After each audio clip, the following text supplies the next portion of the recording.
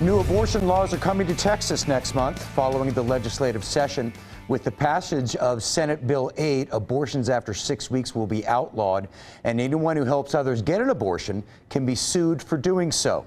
Here to talk about this is Andy Hogue with the Travis County GOP and Diana Gomez, the advocacy manager for Progress Texas. Senate Bill 8 is being called one of the most extreme abortion measures nationwide. Andy, do you expect the courts to allow it to happen? I don't think it's fair to call it extreme, but effective.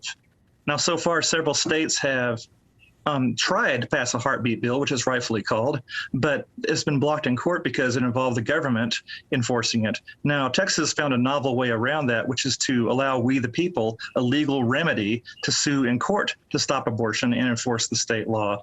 Now, since it's a heartbeat bill, it only concerns fetuses with a discernible heartbeat, which means this is a bona fide living being and not just a blob of tissue, so somebody deserving legal protection. Diana Gomez, what is the legal strategy from your side?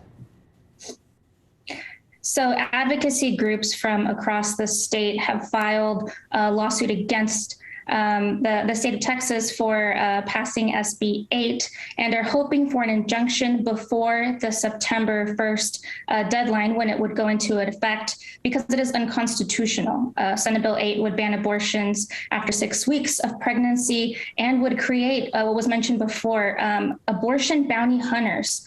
Which would in effect allow any citizen from any state, even outside of Texas, to sue someone who helps someone attain an abortion and reap a cash reward. And this empowers vigilantism and would it be an attempt to upend our legal system here in the state and push abortion healthcare even farther out of reach.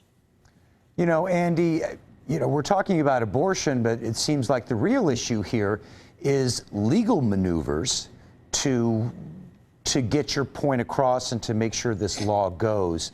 Was that really the thinking for Senate Bill 8? It's not so much about abortion as it is about winning the battle in court? Well, of course it's about abortion. That's what it all boils down to. We are a pro-life state, and well over 70% of Texans believe that abortion for birth control is absolutely wrong.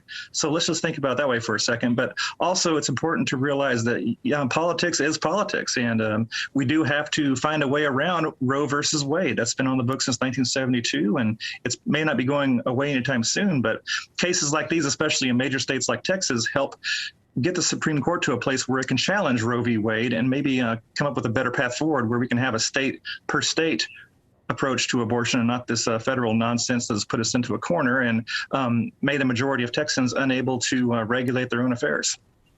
Diana, talking about Roe versus Wade, are you concerned that it could be overturned in the current Supreme Court?